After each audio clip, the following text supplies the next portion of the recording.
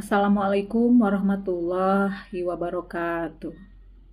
Allahumma sholli ala sayyidina Muhammad wa ala alihi wa sahbihi wassalim. Rabbi sholli sodri wa yassirli amri wahlul uqdata min lisani yafqahul qawli. Rabbi zidni ilma warzuqni fahma. Allahumma inna nas'aluka salamatan fid din wal afiatan fil jasadi wa ziyadatan fil ilmi wa barokatan fi rizki wa taubatan qabla maut wa rahmatan indal maut wa magfiratan ba'dal maut. Allahumma hawin alaina fi sakaratil maut wa nazati minan nar wa hablana indal hisab. Rabbana la tuzigh qulubana ba'da idh hadaitana wa hab lana min ladunka innaka antal wahhab. Rabbana atina fid dunya hasanah wa fil akhirati hasanah wa qina adzabannar. Summa ila hadarati Nabi Mustafa Muhammad sallallahu alaihi wasallam. Al-Fatihah. A'udzubillahi minasyaitonirrajim. Bismillahirrahmanirrahim. Alhamdulillahirabbil alamin. Arrahmanirrahim. Maliki yaumiddin. Iyyaka na'budu wa iyyaka nasta'in. Ihdinas siratal mustaqim. Siratal ladzina an'amta 'alaihim ghairil maghdubi 'alaihim waladdallin. Rabbighfirli. Bismillahirrahmanirrahim. Pertama-tama, perkenalkan nama saya Dewi Nirwana, NIM 21320210010, mahasiswa Fakultas Hukum Universitas Muhammadiyah Sukabumi, semester 6. Dalam hal ini, saya akan menyampaikan materi mata kuliah Hukum Perdata Internasional mengenai status personal dalam hukum perdata internasional. Materi ini saya sampaikan sebagai pemenuhan perbaikan nilai ujian akhir semester 6 mata kuliah Hukum Perdata Internasional. Selanjutnya, izinkan saya mengucapkan terima kasih kepada dosen pengampu mata kuliah Hukum Perdata Internasional, yaitu yang terhormat Ibu Eriska Ginalita SHMH, karena dengan atas perkenannya saya bisa melaksanakan pembuatan video ini untuk memenuhi persyaratan perbaikan nilai Hukum Perdata Internasional UAS semester 6. Baiklah, saya akan langsung menyampaikan materi, yaitu status personal dalam Hukum Perdata Internasional. Dalam Hukum Perdata Internasional terdapat yang namanya status personal. Status personal merupakan penyelesaian suatu kasus hukum perdata internasional dengan menganut prinsip kewarganegaraan. Status personal adalah kondisi atau keadaan suatu pribadi dalam hukum yang diberikan atau diakui oleh negara untuk mengamankan dan melindungi hak-haknya, dalam meliputi hak dan kewajiban. Pertama, itu ada status personal ini meliputi hak dan kewajiban, kemampuan dan ketidakmampuan bertindak di bidang hukum, yang unsur-unsurnya tidak dapat berubah atas kemauan pemiliknya. Dan walaupun terdapat perbedaan tentang status personal ini, pada dasarnya status personal adalah kedudukan hukum seseorang yang umumnya ditentukan oleh hukum dari negara di mana ia dianggap sah secara permanen. Selanjutnya, saya juga akan memaparkan tentang prinsip status personal. Untuk menentukan status personal seseorang, negara-negara di dunia menganut dua prinsip. Pertama, prinsip kewarganegaraan, yaitu status personal orang, baik warga negara maupun asing. Yang kedua, prinsip domisili, yakni status personil seseorang ditentukan oleh hukum yang berlaku di domisilinya. Selanjutnya, istilah pro-kewarganegaraan. Negara yang menganut status personal yang didasarkan kewarganegaraan dikenal istilah sebagai pro-kewarganegaraan. Kelebihannya sendiri yakni lebih permanen dari hukum domisili, karena prinsip kewarganegaraan lebih tetap daripada prinsip domisili di mana kewarganegaraan tidak demikian mudah diubah-ubah seperti domisili. sedangkan status personal memerlukan stabilitas sebanyak mungkin. Istilah kewarganegaraan membawa kepastian lebih banyak, seperti A. Pengertian kewarganegaraan lebih mudah diketahui daripada domisili seseorang, karena adanya peraturan tentang kewarganegaraan yang lebih pasti dari negara yang bersangkutan. B. Ditetapkan cara-cara memperoleh kewarganegaraan suatu negara secara jelas. Selanjutnya, ada istilah pro-domisili. Selain itu juga terdapat istilah pro-domisili. Hukum domisili adalah hukum bagi orang yang bersangkutan menetap, di mana seseorang sehari-hari sesungguhnya hidup, sudah sewajarnya jika hukum dari tempat itulah yang dipakai untuk menetapkan status personilnya. Prinsip kewarganegaraan seringkali memerlukan bantuan domisili, dan prinsip kewarganegaraan tidak dapat dilaksanakan dengan baik tanpa dibantu oleh prinsip-prinsip domisili.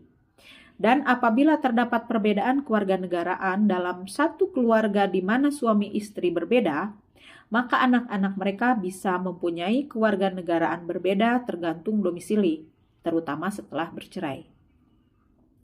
Hukum domisili seringkali sama dengan hukum sang hakim.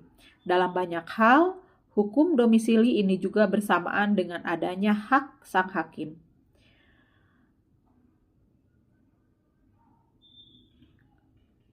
Cocok dengan negara pluralisme hukum. Hukum domisili adalah satu-satunya yang dapat dipergunakan dengan baik dalam negara yang struktur hukumnya tidak mengenal persatuan hukum. Domisili menolong di mana prinsip kewarganegaraan tidak dapat dilaksanakan.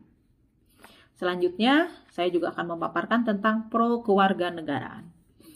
Prancis, Belgia, Luxembourg, Monaco, Belanda, Rumania, Finlandia, Jerman, Yunani, Hongaria, Montenegro, Polandia, Portugal, Spanyol, Swedia, Turki, Iran, Tiongkok, Jepang, Costa Rica, Republik Dominika, Ekuador, Haiti, Honduras, Meksiko, Panama, Venezuela.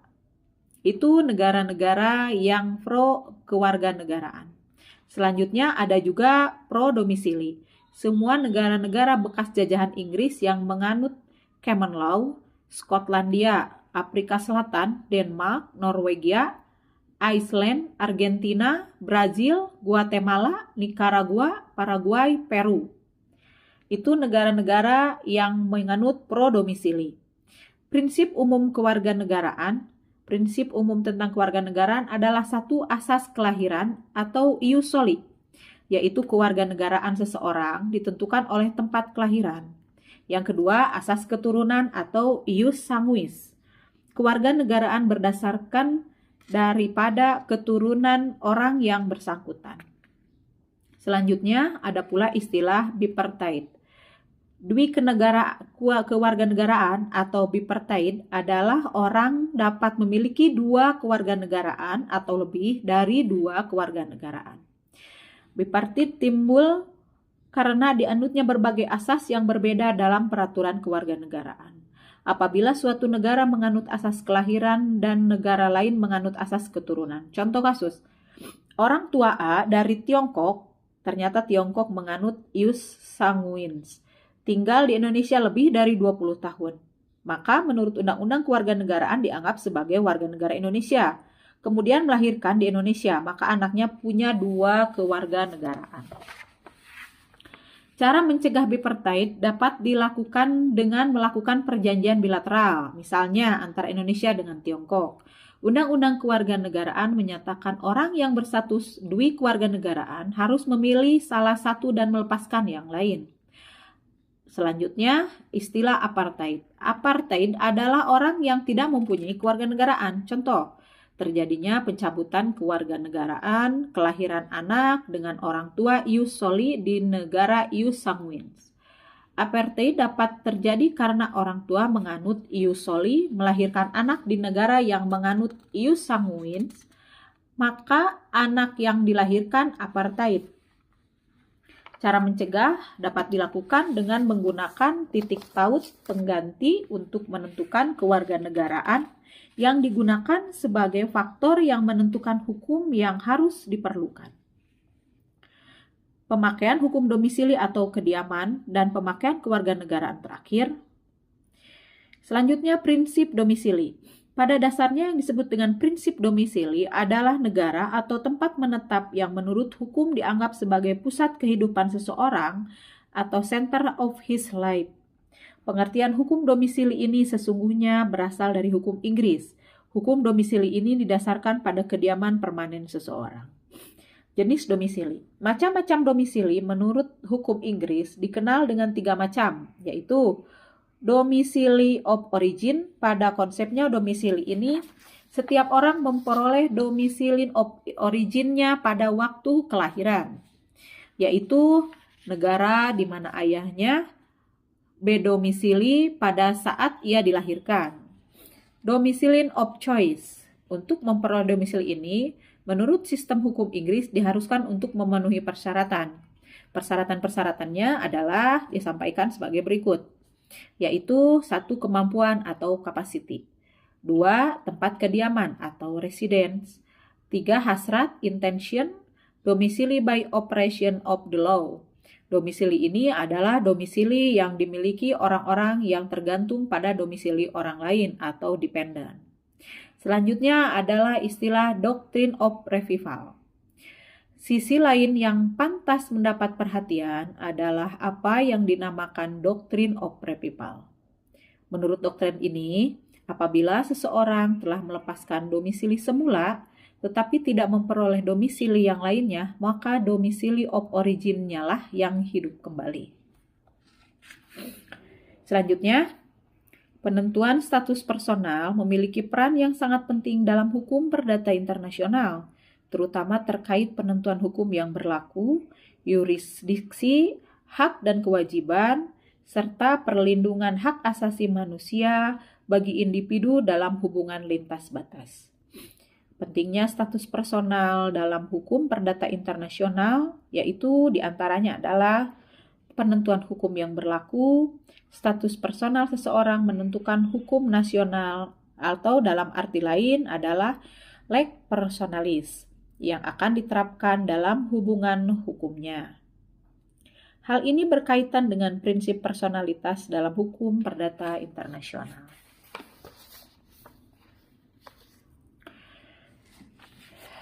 Selanjutnya, baiklah, akan saya lanjutkan untuk pembacaan materinya, yaitu yurisdiksi.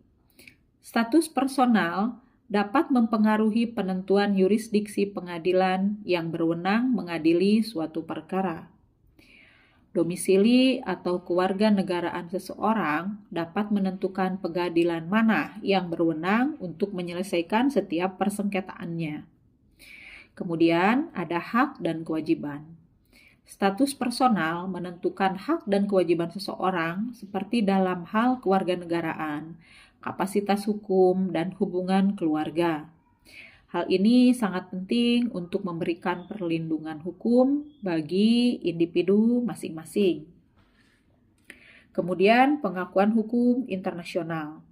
Status personal seseorang yang diatur dalam hukum nasionalnya perlu diakui secara internasional.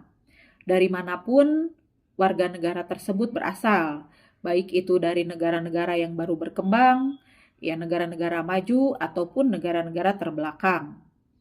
Pengakuan internasional atas status personal ini penting untuk memberikan kepastian hukum bagi individu dalam hubungan lintas batas.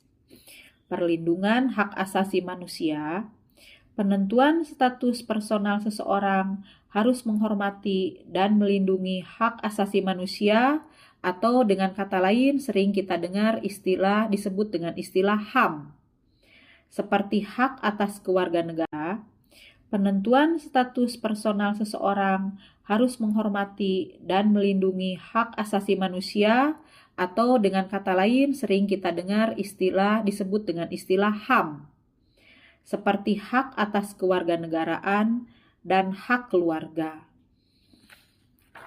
Baiklah, itu saja yang bisa saya sampaikan dalam kesempatan kali ini.